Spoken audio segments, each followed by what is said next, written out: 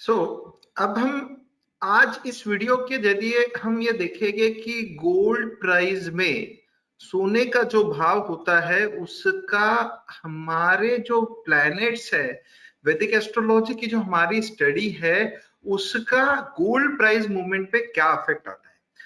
आपको जैसे मालूम है, सोना एक जो ऐसी कमोडिटी है जो इंडिया में हर वुमन की पहली चॉइस है।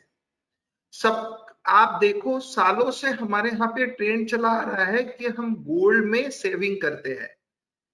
गोल्ड 1 ग्राम 10 ग्राम गोल्ड का खर्चा मतलब एक फैमिली को रन करने का खर्चा होता है। जब गोल्ड की प्राइस 5,000 थी, पूरे फैमिली का खर्चा 5,000 था। इस गोल्ड प्राइस के मूवमेंट को आप अगर अंडरस्टैंड कर लो तो आप एक इन्फ्लेशन को बीट कर सकते हो। एंड ये एक आपके लिए सबसे सेफ हेवन है गोल्ड में इन्वेस्टमेंट करने का। आप कभी भी देखोगे गोल्ड की प्राइस का मूवमेंट ऊपर ही जाता है। अब अगर इसमें आप टाइमिंग कर पाओ तो ये सोने पर सुहागा वाली बात हो जाएगी। गोल्ड एक सेफ कमोडिटी है। जब बाकी एसेट आपको रिटर्न नहीं देता है तो गोल्ड आपको जरूर रिटर्न देता है।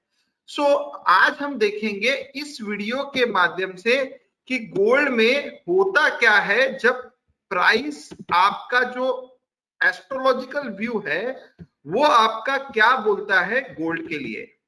गाइस, आप देखोगे अभी इसमें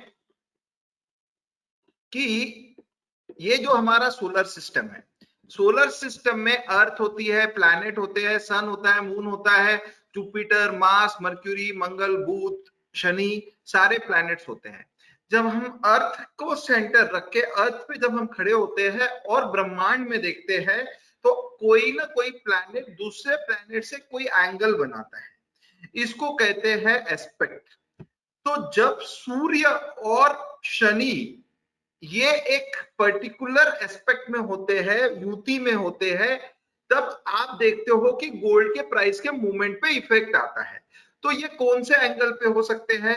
तो सूर्य और शनि भगवान या तो 0 डिग्री पे हो सकते हैं, मतलब 0 डिग्री पे जब हम देखेंगे अर्थ से एक लाइन पे सूर्य की तरफ हमें दिखेगा सैटर्न जो शनि है वो भी 0 डिग्री पे। कई बार हो सकता है ये 90 डिग्री पे दिखे, कई बार हो सकता है ये 120 डिग्री पे दिखे, कई बार हो सकता है 180 डिग्री पे दिखे। तो जब ये युति बनती है जो डिफरेंट ओरिएंटेशन पर होती है, गोल्ड प्राइस की मूवमेंट पे अप और डाउन होता है।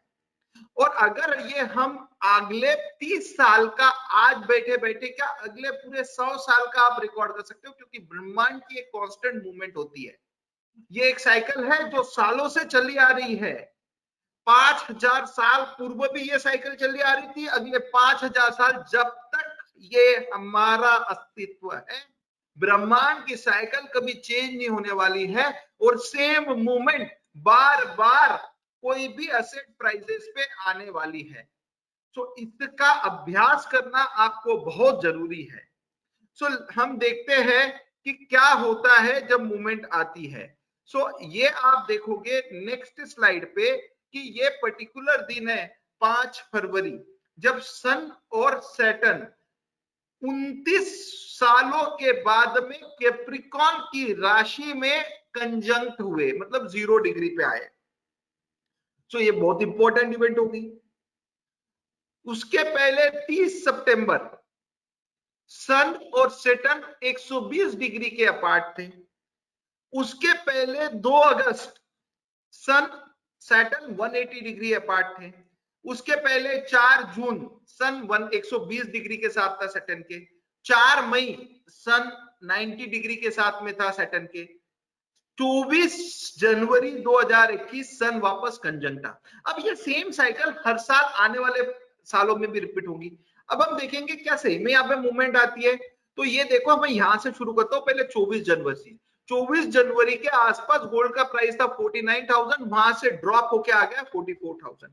आपको यहाँ पे 4 से 5,000 पॉइंट की मूवमेंट मिलती है। उसके बाद में आप देखो 4 मई के आसपास, 4 मई से गोल्ड की प्राइस 49,000 की तरफ गई, जो 2,000 पॉइंट का मूव था। उसके बाद में आप देखो जून में, जून की जो डेट थी उसके आसपास से प्राइस 2,000 पॉइंट वापस नीचे गिरी।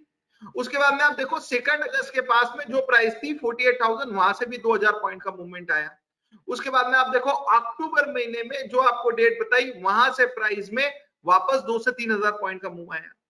और उसके बाद में लास्ट में आप देखो अभी करंट सिचुएशन में 4 फरवरी के आसपास जो गोल्ड ने बॉटम बनाया, वहां से 5,000 पॉइंट की मूवमेंट आई।